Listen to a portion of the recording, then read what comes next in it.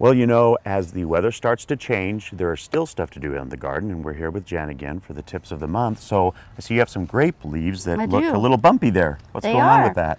This is called an erinium mite that gets on grapes, and they feed on the underside of the leaf, and the leaf tries to protect itself, and it makes all these hairs that actually protect the mite itself.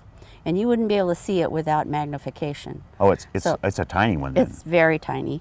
And then this is what it looks like if it's been there a while. Wow. It starts to, the hairs start to turn brown. So then a lot of things that have those kind of hairs on them, you can't spray really, can you? No, because they protect themselves for anything like that.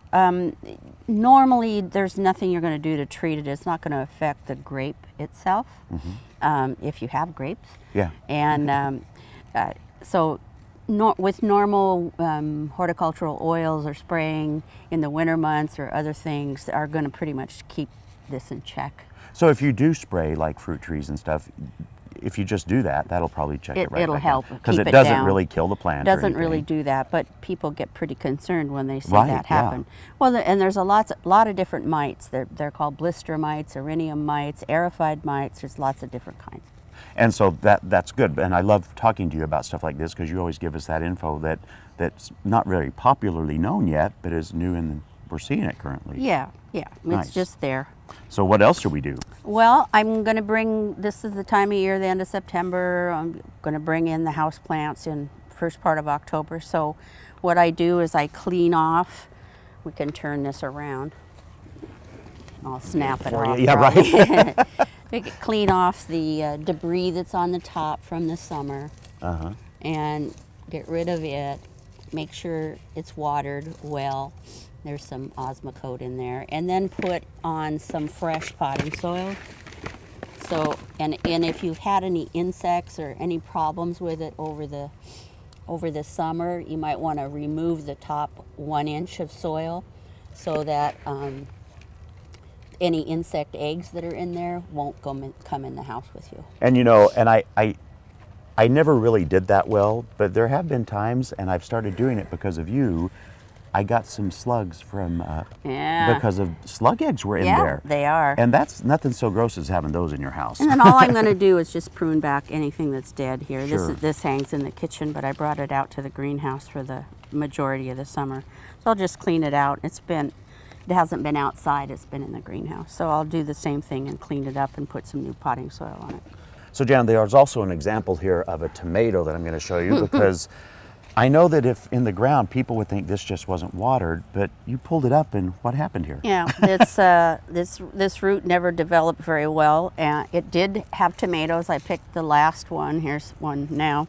But we have mice and we have moles, and what happened is they come around and sometimes they eat the feeder roots, or this just ends up with air underneath. Okay. And everything else in this bed is fine. Yeah, it's beautiful. So that's what I think happened here, but luckily it was able to produce its tomatoes first.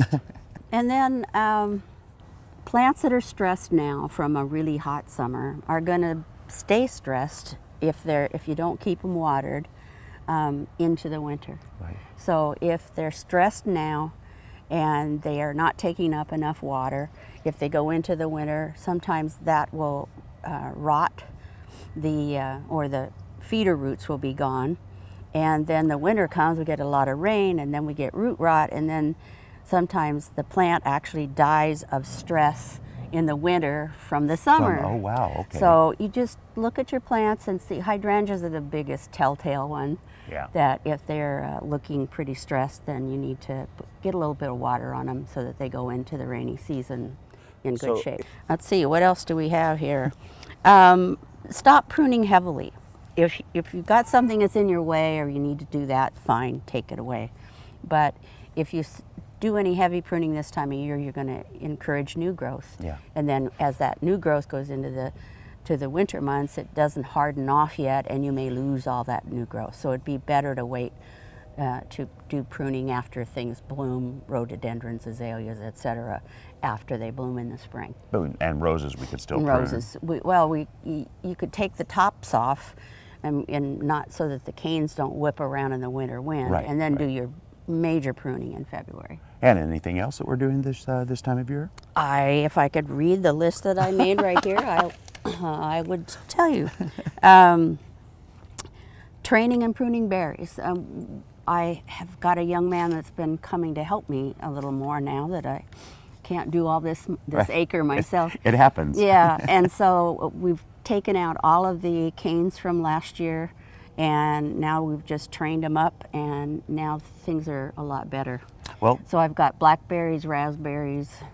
Thanks to you, I have a triple crown berry, and so they're in much better shape going into the winter than they would be. well, there you have it. You know, just because summer might be coming to an end doesn't mean gardening is. So thank you so much, Jan. We'll come back next month and we'll do this all again. Okay.